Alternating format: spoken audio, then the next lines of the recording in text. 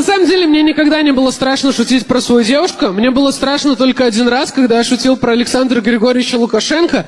Потому что одно дело, если на тебя обиделась девушка, совсем другое дело президент, да? Просто вряд ли он будет обижаться так же, как она. Вряд ли я приеду в Беларусь, и Александр Григорьевич со мной не разговаривает. Я такой: Александр Григорьевич, что случилось? А ты не догадываешься, что случилось? Нет. Ну и что?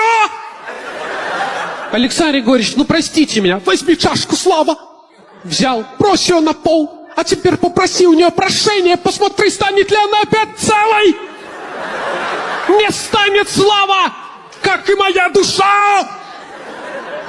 Есть ощущение, да, что я в Беларусь больше не собираюсь.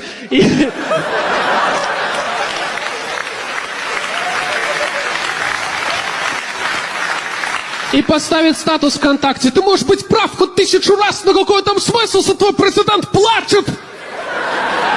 Я президент, я не хочу ничего решать, я хочу чик-чик-чик.